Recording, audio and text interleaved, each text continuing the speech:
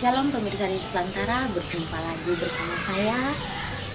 Pada saat ini kita akan membahas sebuah buku yang berjudul Amanat kepada Orang Muda. Sebelumnya saya mengundang kita semua berdoa.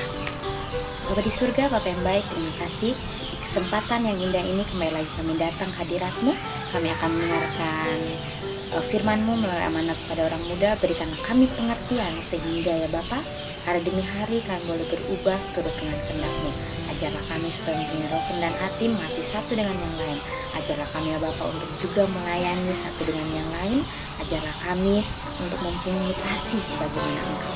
Terima kasih ya Bapa, di dalam nama Tuhan Yesus kami telah berdoa dan mengucap syukur. Amin. Pemirsa, kalau bisa mempunyai buku seperti ini, ya amanat kepada orang muda, kita bisa buka bersama-sama di halamannya yang ke-74. Ya, halaman yang ke-74. Di sini judulnya tentang melawan pencobaan. Orang-orang yang mempunyai bagian dalam keadaan Tuhan tidak akan takut pada pencobaan. Musuh itu bekerja sekuat-kuatnya, akan mengalahkan segala orang yang berusaha menurut kehidupan Kristen.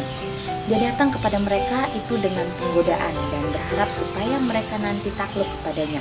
Begitulah dia harap akan menawarkan hati mereka. Tapi orang-orang yang sudah berdiri dengan teguh di atas batu saman itu tidak akan tertangkap oleh jeratnya. Nah, jadi sini bila mana ujian-ujian atau pencobaan itu datang kepada kita, yaitu musuh, yaitu si iblis yang bekerja dengan sekuat tenaganya untuk menjatuhkan setiap manusia. Dia menawarkan hal-hal yang apa? Hal-hal yang menarik. Ya, dia menawarkan hal yang apa? Yang bisa menggoda akan kehidupan kita untuk apa? Mengikuti yang jahat. Tapi di sini Tuhan mengatakan, biarlah kita berdiri teguh di atas batu saman, yaitu kita berdiri di apa? Di atas firman Tuhan. Ya, di atas firman Tuhan, di batu yang apa? Di batu yang kokoh itu. Dan bila mana kita menempatkan akan iman kita di batu itu, maka kita akan apa? Maka kita tidak akan tertangkap oleh jerat si iblis. Mereka akan ingat bahwa Tuhan itulah Bapaknya dan Yesus itulah penolongnya. Juru selamat kita sudah datang ke dunia ini dan memberikan kuat kepada setiap jiwa-jiwa yang diuji dan digoda supaya mereka bisa apa? Bisa menang. Seperti Yesus sudah menang. Saya tahu hebatnya kuasa pencobaan itu. Saya tahu segala bahaya di jalan, tetapi saya tahu juga bahwa ada disediakan cukup kuasa pada tiap-tiap waktu kesusahan bagi orang-orang yang berperang melawan pencobaan. Ya, jadi Yesus juga pernah mengalami apa? Ujian pencobaan di atas dunia ini, tapi dia apa? Bisa menang, ya. Dia bisa menang dan dia apa? Dan dia bisa Dan dia bisa menahan setiap ujian-ujian yang akan datang kepada dia, godaan-godaan yang datang kepada dia. Dia bisa apa? Dia bisa singkirkan semuanya itu. Jadi Yesus memberikan kekuatan kepada kita. Bila mana godaan, cobaan, ujian itu datang kepada kita, biarlah tiap-tiap waktu kita serahkan kepada siapa? Kepada Tuhan. Kita harus melawan apa? Melawan akan si iblis itu. Menjauhkan diri dari pencobaan yang tidak perlu. Tuhan juga setiawan adanya. Tidak dibiarkannya kamu digoda lebih daripada kekuatanmu atau kemampuanmu. Maka dengan penggoda itu juga ia akan mengadakan jalan kelepasan supaya dapat kamu menderita. Dan pada kita ada usaha yang harus kita kerjakan. Janganlah kita menempatkan diri dengan tidak perlu di hadapan pencobaan. Tuhan berkata, keluarlah kamu dari antaranya dan bercerailah dari antaranya. Dan jangan menjamah yang najis itu, maka aku pun akan menerima kamu dan menjadi bapakmu, dan kamu menjadi anakku laki-laki dan perempuan.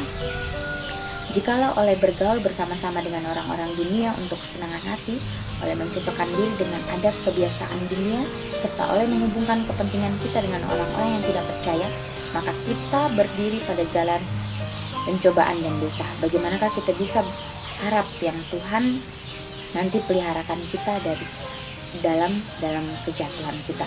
Jauhkanlah dirimu daripada pengaruh yang merusak dari dunia. Janganlah pergi di tempat-tempat di mana musuh ada dengan kuat jikalau engkau tidak disuruh.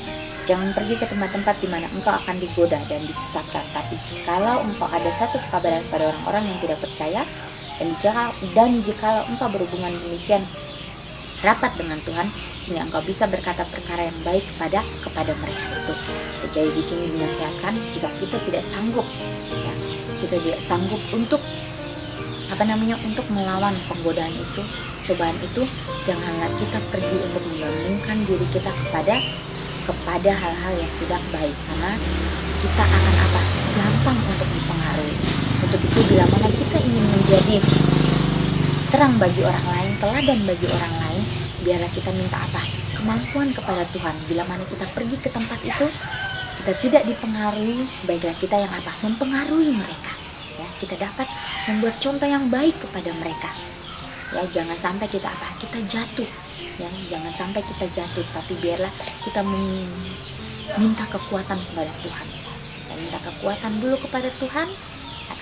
Bila mana tiba saatnya untuk kita pergi untuk mempengaruhi orang-orang itu, kita akan berjalan dengan sukacita, walaupun kita diolok, kita dihina, kita tetap bertahan, ya, kita tetap bertahan, memberikan yang terbaik buat mereka, khususnya kepada Tuhan. Dan engkau nanti bisa melakukan satu pekerjaan yang akan menolong mereka serta memuliakan Tuhan.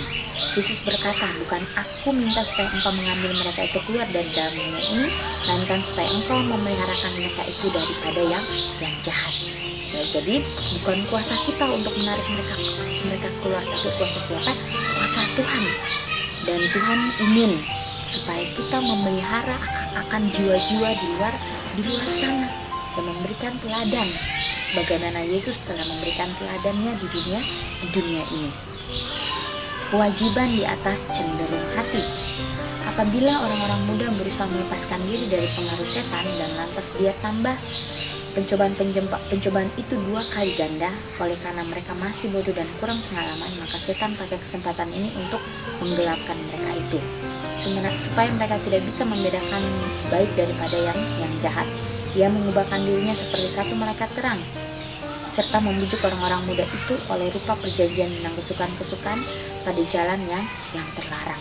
Wah, jadi kita harus berhati-hati, kita harus terus berdoa dan berdoa, karena setan itu menyamar sebagai malaikat terang. Kita tidak tahu itu. Untuk itu bila mana kita ingin tahu, kita harus minta kepada Tuhan, Tuhan, tolong saya hari ini, ya, tolong saya ingin melakukan yang terbaik buat Engkau Tuhan, dan tolong Tuhan ajarkan kepada saya untuk melihat mana hal yang baik dan mana hal yang jahat.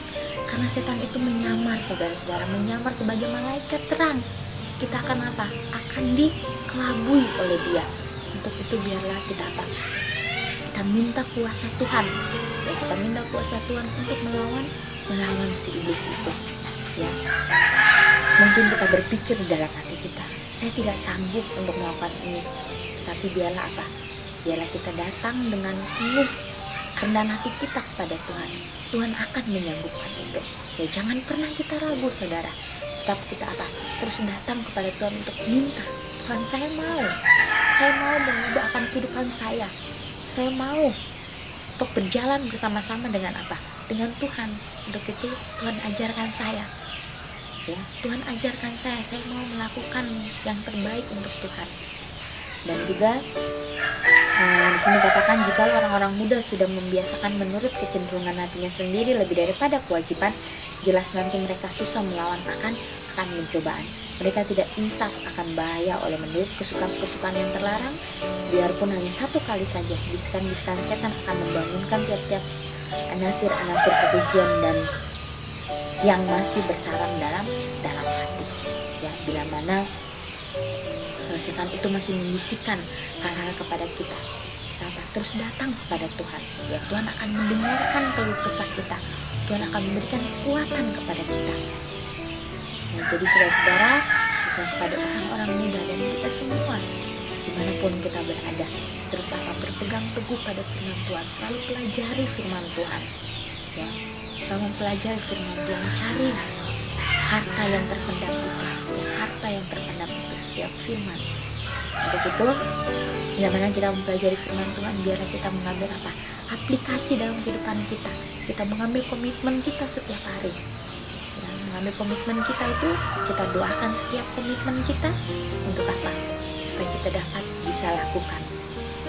Ya, kita bisa dapat lakukan khususnya diri kita terlebih dahulu, baru kita akan kita sampaikan kepada orang lain. Itu akan menjadi apa? Menjadi firman yang hidup bila mana kita dulu yang akan melakukannya. Karena firman itu seperti apa dikatakan,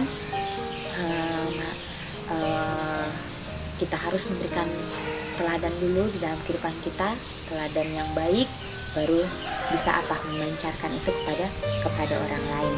Ya, pedang bermata dua dikatakan ya. Jadi kita dulu yang harus melakukannya, baru orang lain akan bisa apa? Mengikuti. Dan biarlah kita terus berjaga-jaga dan selalu berdoa. Kita tunduk kepala dan berdoa. Bapa di surga, pada saat ini kami sudah mendengarkan akan firman-Mu. Di mana ya Bapa, Engkau selalu ada buat kami bila mana kami menghadapi setiap ujian, setiap cobaan, apapun dalam kehidupan kami yang membawa kami jauh daripada Engkau. Dan ajarlah kami untuk menyerahkan itu hanya ke dalam tangan-Mu. Kami tahu ya Bapa, iblis bekerja keras untuk menjatuhkan masing-masing kami. Tetapi kami mau ya Tuhan untuk mengubah akan kehidupan kami. Bila mana si jahat itu datang menggoda kami, ajarlah kami untuk menolaknya. Ajarlah kami untuk menjauhkannya.